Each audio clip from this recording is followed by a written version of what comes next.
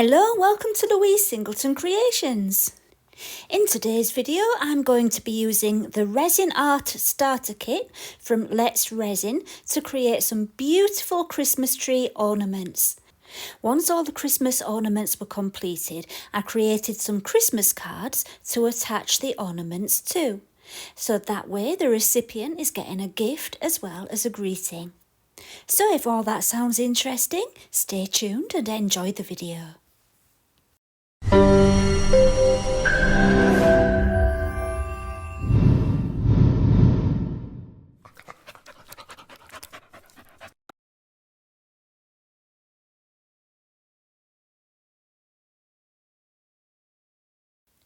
Okay, before we begin, let's have a look inside this magical box of tricks from Let's Resin. I think you'll be surprised at just how much they've managed to fit inside that box. We have 44 ounces of epoxy resin, 10 jumbo wooden stirring sticks, 10 8-ounce measuring cups, disposable gloves, 20 little mixing cups, which I found really handy, 10 bottles of mica pigments, a disposable apron and a disposable tablecloth, a plastic spreading tool and plastic stirring spoons too, which can be used for measuring the mica powders as well. So if you've never used epoxy resin before and you're a little bit daunted about all the different things you think you're going to need to buy, this one solves your problems because everything you need to get started is in this kit. And there will be a discount code and a link in the description if you would like to go and have a look. This epoxy resin is a 1-to-1 ratio resin, which means you need to have equal parts of part A and part B. I'm measuring 70 millilitres of part A into the measuring jug and then going up to 140 with part B. Next, I mixed it for around 3 minutes with the wooden stirring stick which was provided. The reason you need to mix it thoroughly is because if you don't, parts A and parts B won't mix properly and you'll end up with sticky patches in your resin. So yeah, make sure it's thoroughly mixed and don't go too fast because you'll incorporate lots of tiny air bubbles. Just do it nice and slow. I've sped this up and that's why it looks quick. The mould I'm using today is from Moulds Shapes and I really love it. I think you can tell just by looking at their moulds what fabulous quality they are. They really are good quality. Anyway, what I'm going to be doing is brushing on some mica powder onto parts of the moulds. This isn't something you have to do, it's just something that adds a little bit of interest to the finished piece and you'll see when I take them out of the mould the difference that it makes. It's only going to be a subtle difference because I'm going to be adding clear resin. If you really want mica powders to stand out using this technique, it works best if you're filling the mould with black resin, but I'm not doing that today. Anyway, so I've got some masking tape and I'm just masking off the bits near where I'm going to be applying the powder, just to stop the powder going everywhere. And it's a little bit fiddly and the masking tape doesn't stick to the silicone very well, but it's enough just to protect it a little bit when you add the mica powder. And then with a soft brush, just apply a small amount of the powder at a time. You don't want to put too much on because you'll have loads of excess bits of powder all over the place that you won't be able to get rid of. So just a little bit at a time. I'm using the seashell colour for the angel's wings. I continue to use this process for different parts of the moulds with different colours, but I'm not going to show you it all because it will make the video too long. But I think you'll get the idea just from watching this little bit. I'm going to be making 2 sets of Christmas ornaments using this mould, and for this first set I'm using additions into my resin. I had a look through all my bits and bobs in my craft room and I found buttons, beads, confetti, sequins, all kinds of things, and added them to the resin. And I did spend quite a long time on it, so this will be sped up quite a lot. But I just wanted to demonstrate for anybody who's a beginner with resin that there's 2 different ways. Well, there's more ways of using resin, but today I'll be showing you 2 ways. One way by adding additions to clear resin, and the other way of using mica powders for beautiful effects. Okay, I poured enough resin into a silicone cup just for the rocking horse ornament, and I poured in some glittery confetti. It's in little heart shapes in shades of purple and pink, and I mixed it all in and simply poured it into the horse shape. Then I used the wooden stick to move it all around a little bit to make sure there were no empty patches, because I wanted it all to be covered in those pretty little hearts. For the angel I used glitter, and it's the chunky glitter from Let's Resin, and this one's called Magic Opal. For the bell, I found some little miniature diamantes in all different colours, and I just poured them in. The only trouble with them is that they're silver on the back, and I wanted the colours on the front side of the bell. And, I could have sat there and turned them all the right way around, but I didn't have the patience for that, so I just poured them in. Next up we have buttons. Now this one ended up being my favourite. I really loved the finished result with this one, and the little wooden buttons with patterns on one side. So what I've done is poured just a little bit of resin in, just enough to cover the surface, and then I applied the buttons in 2 layers. And they did want to keep floating to the top, so I did keep prodding them down again, but it was fine in the end. It was a bit bumpy on the back, but I didn't mind that at all. Right, for the next one, I added a clear layer of resin again, and this time I'm using a string of sequins.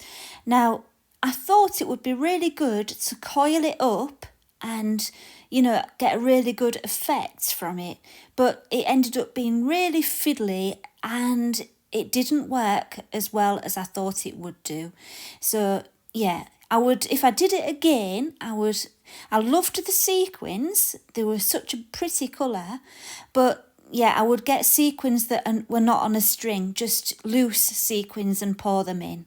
So yeah, that was a bit, with hindsight is a wonderful thing, isn't it? And I didn't have it. So I'm not going to show you all of that process because it took me way too long and it didn't even work very well. And for the last one, again, I poured in some clear resin, and this time I used beads, and these ones are like little white pearls, and I thought they looked really pretty. I did try, once they were all in, I did try to kind of move them around so that they were sideways, if you get what I mean. I didn't want to be able to see the hole from the front, so I wanted them to be all resting on the sides. So I just used like a little pointy tool to stick into the hole and move them round, which sounds like a lot of work, but it wasn't. It was really quick, just to gently turn the beads over so that they were on the sides. Okay, so it's the next day and I'm taking them out of the mould. Let's have a look. Do you see the difference? It's a very subtle difference on those angel wings where I put the powder. Just adds a little bit of interest, so it's not all just the same thing all the way through. And the same with the top of the stocking. I quite like those beads, I think that looks really cute. I think probably my least favourite out of all of them will have been this one. I just wasn't into this one at all, but it's nice and cheerful and colourful, and it will go nice on a Christmas card. And the next one, Now, I was disappointed with how this turned out, but I did remedy it in the end. Off camera, I added some more sequins to the back so you couldn't see through, where there's those gaps where you can see all the way through. I blocked it with some more sequins and it did look a lot better. I also added some stars to the front. So let's have a look at the button one. Look at that. I love that. I really love that. I think that one, I definitely want to make some more of those. It just turned out really good. It looks it reminds me of like Russian architecture, and I don't know, the roofs of the Russian churches. I don't know, it reminds me of those for some reason. Anyway, look at this one. How sparkly is that? That turned out really good. And that was probably the easiest one to do. So the stars came out nice as well. I used up my leftover glittery resin for those, and they're useful to cover up the bits that I don't like in some of the Christmas decorations. So it's really handy to disguise the bits that didn't turn out so well. So as promised, I'll now show you my second set using the mica powders. I've missed out the bit that I showed you before where I added the powder, but it's the same thing again. The only difference is instead of using mica powder on one of them, I actually brushed on some of the chunky glitter. I poured resin into 6 of those little mixing cups that came with the kit, and then put a spoonful of the mica powder into each one. You know, the little measuring spoon that came with it, that kind of spoon. And then I added some gold leaf flakes to some of the leftover resin, just to add an extra touch of glamour to my Christmas decorations. It's actually, I say gold leaf flakes, it's more of a copper colour than gold. Maybe a rich gold? No, copper. It's a copper. I don't know if it actually says on the jar, but yeah, I mixed some of that up. Then I thoroughly mixed in all of the powders and we were ready to pour. I think this is my favourite bit, mixing in the powders. It's like, oh, I don't know, look at those colours. It's just so satisfying, isn't it? I'm enjoying just looking at it and watching them get mixed in again. Beautiful.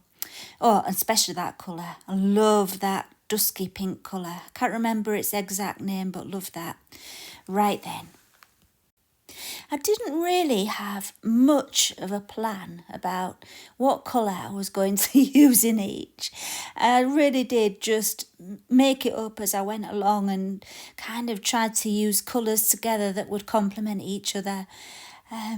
So not much to say about this. I'll speed through it and let you have a little watch. This time I used black inside the stars to make the gold stand out more, because I mentioned that before, that the black makes the mica powder that's been brushed onto the silicone mould stand out a lot better. So that's what I did there.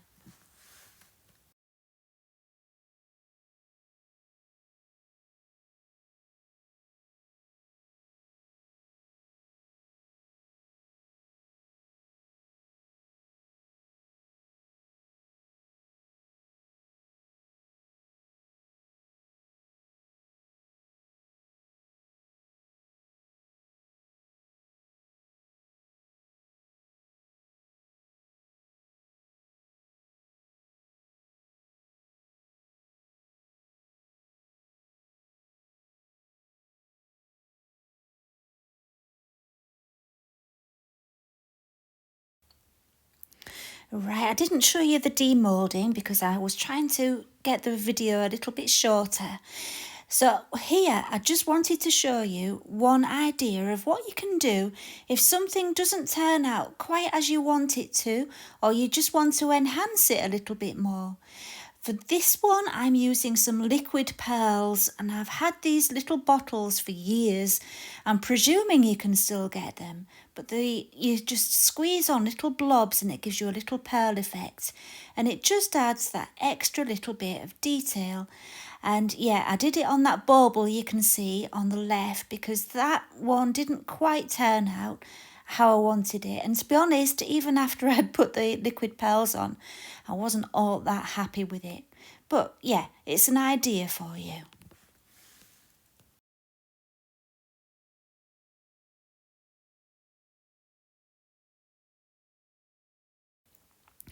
Right then, so once I was happy with all of my decorations, I added eyelets to the holes and ribbons to complement the decorations.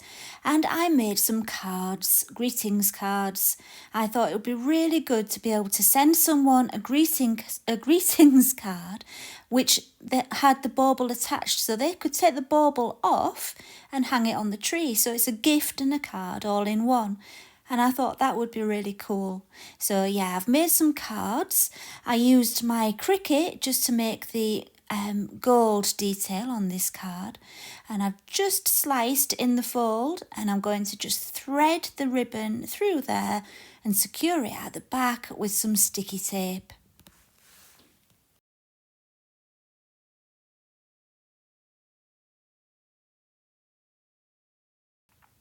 Next, I added some more of the buttons to the card to bring it all together. And yeah, I used glue dots, but they didn't work very well. The buttons fell off. So don't do what I did. Don't use glue dots. I actually ended up using the E6000 glue to glue them on, which is the same glue I used to glue the eyelets into the holes on the baubles, and that sticks really well to resin. So yeah, I just used the same glue and it worked really well. After that, I got really into the card making and got a bit carried away actually. I made several more cards using my Christmas tree decorations, and I think they work really well on the cards. And I think it's such a good idea to have a gift for the recipient that they can take off and put onto their tree and keep forever. Yeah, I think that's a really good idea, even if I say so myself. So what do you think? Do you like the cards? Do you think you'll have a go yourself? I really hope that if you haven't used resin before, that this video has helped you to see how simple it really is to use and what beautiful effects you can get with it. The links to the Let's Resin Starter Set will be in the description, and also I will give you the link for the Moulds and Shapes Christmas Tree Ornament mould. So we've come to the end of the video. I hope it's been useful to you, and I will see you again next time. Bye for now.